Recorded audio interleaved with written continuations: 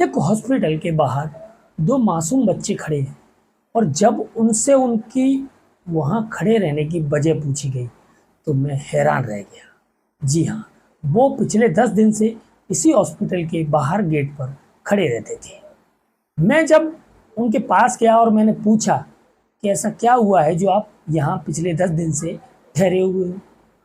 उन दोनों बच्चों ने बताया, पिछले 10 दिन से उनके माता पिता इसी हॉस्पिटल के अंदर हैं। वो उन्हीं के इंतजार में यहाँ बैठे हैं।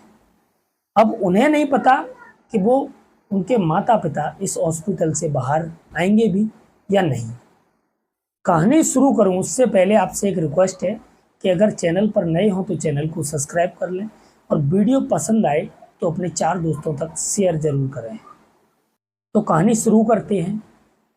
यह कहानी सन 2023 की है। जी हाँ, मेरा हॉस्पिटल में किसी काम से पिछले 10 दिन से लगातार आना जाना हो रहा था। मैं उस हॉस्पिटल में रोज जाता और रोज आता, लेकिन मैंने 10 दिनों में एक चीज़ नोटिस की कि उस हॉस्पिटल के गेट पर दो छोटे छोटे बच्चे जिनकी उम्र लगभग 6 साल और 4 साल है, वो पिछले 10 दिन से लगातार वहीं उसी गेट पर बैठे रहते हैं। कुछ खाने को मिल जाता है तो उसे खाकर वो अपना पेट भरते हैं। अब मुझे ये शक हो रहा था कि कुछ लोग होते हैं जो हॉस्पिटल के बाहर पैसा मांगने का काम करते हैं, लगता है ये वही बच्चे हों। लेकिन जब 10 दिन तक लगातार मैंने उन्हें देखा और एक भी दिन किसी से कुछ मांगते हुए नहीं देखा, तो फिर मेरे मन में एक सवाल आया कि क्यों ना इन बच्चों से इनकी यहाँ रहने की वजह पूछी जाए। तो 10 दिन बीत चुके थे और मैं उन बच्चों के पास गया और मैंने उन दोनों बच्चों से ही जाकर पूछा कि बेटा आप यहाँ पिछले 10 दिन से बने हुए हो, क्या कारण है जो आप यहाँ बैठे रहते हो। तो बच्चों ने जो बताया वो हैरान करने वाला था, परेशान करने वाला था। मैं उन बच्चों की बातों को सुनकर बहुत ही ज़्यादा दुखी हुआ, लेकिन बताया क्या था वो भी सुन ले। बच्चों को जब पूछा गया कि आप पिछले 10 दिन से क्यों यहाँ दिन रात टिके हुए हैं, रुके हुए हैं, क्यों यहाँ ठहरे हुए हैं इस गेट पर, तो बच्चों ने बताया कि वो अपने माता पिता का इंतजार कर रहे हैं जो 10 दिन पहले इसी हॉस्पिटल के अंदर गए थे। अब उनके इंतजार में उनको यहाँ 10 दिन हो चुके हैं, लेकिन वो अंदर से बाहर नहीं आए। ये बात सुनकर थोड़ा मुझे अजीब लगा। फिर मैंने पूछा कि आपका कोई और नहीं रहता यहाँ? तो बच्चों ने बताया कि हम लोग बिहार के हैं और हमारे माता पिता यहाँ मजदूरी करने आए हैं। जी, यानी बिहार के वो लोग थे और मजदूरी करने के लिए गुजरात आए थे। अब आगे बच्चे बताते हैं कि यहाँ हमारा कोई पहचानने वाला नहीं है, हमारा कोई रिश्तेदार नहीं है, हमारे माता और पिता दोनों ही यहाँ मजदूरी करते थे। बच्चों ने बताया कि एक दिन उनकी मम्मी की बहुत ज़्यादा तबीयत खराब हो जाती है, उसके बाद उनके पिता उन्हें इसी हॉस्पिटल में एडमिट करा देते हैं। उस दिन के बाद से लेकर आज तक हम लोग उन्हीं के इंतजार में यहाँ बैठे रहते हैं। हालांकि उन्होंने बताया कि उनके पिता अंदर से सुबह शाम उनसे मिलने आते हैं क्योंकि उनकी माँ फिलहाल इमरजेंसी वार्ड में है। मैंने पूछा आप अंदर क्यों नहीं जाते, तो उन्होंने मुझे बताया कि गार्ड ने उन्हें अंदर जाने से मना किया है क्योंकि उनकी माताजी जो हैं वो इमरजेंसी वार्ड में हैं और वहाँ इनको अंदर नहीं जाने दिया जाएगा क्योंकि इन्फेक्शन फैलने का डर बना रहता है। तो मैंने फिर बच्चों से पूछा कि खाने पीने की क्या व्यवस्था है बेटा, तो वो बताते हैं कि उनके पिताजी बाहर आते हैं, सुबह भी आते हैं और शाम में भी आते हैं और दोनों ही टाइम उन्हें खाना खिलाकर चले जाते हैं। फिर जब मैं उन बच्चों को पूछता हूँ कि आप अंदर जाना चाहोगे, तो बच्चों की जो चेहरे पर खुशी थी वो देखते ही बन रही थी। उन्होंने बोला जी हाँ, क्यों नहीं। तो मैंने गार्ड से बात की। गार्ड थोड़ी मेरी पहचान वाले थे।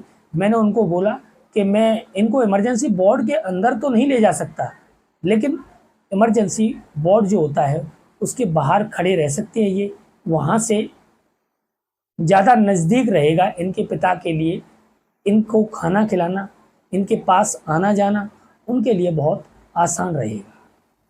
तो गार्ड अनुमति दे देते हैं और अब उन दोनों बच्चों को लेकर मैं हॉस्पिटल के अंदर पहुंच जाता हूं।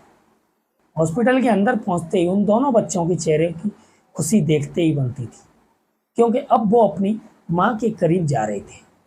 इतने में उनके पिता इमरजेंसी वार्ड से बाहर आते हैं और वो भी मुस्कुराने लगते हैं अपने दोनों बच्चों को अपने पास देखकर। तो इतना तो हो गया था कि वो अपने माँ के बहुत करीब थे, लेकिन माँ से मिल नहीं सकते थे। वो अपनी माँ को देख नहीं सकते थे, लेकिन महसूस कर सकते थे।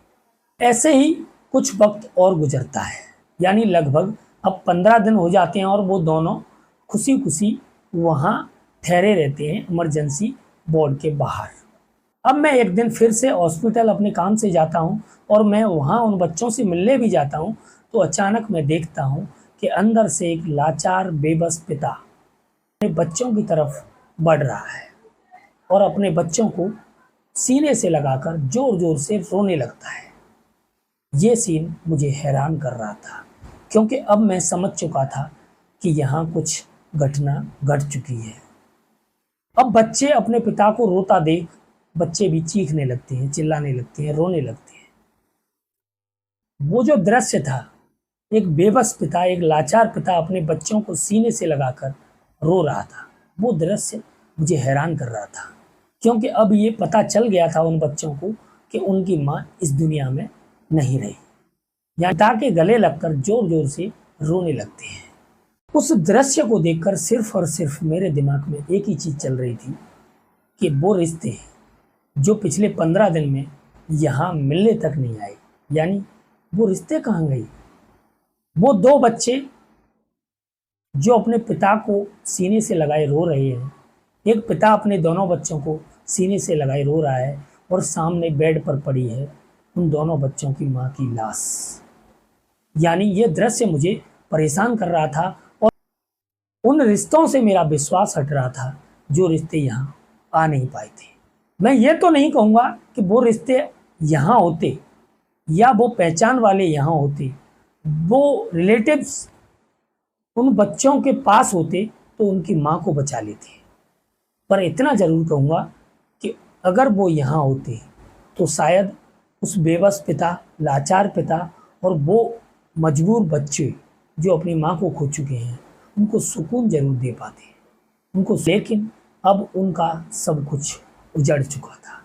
इस कहानी से आपको क्या सीख मिली और इस कहानी को सुनकर आपको कैसा महसूस हुआ, आप भी अपनी राय कमेंट में दर्ज करें।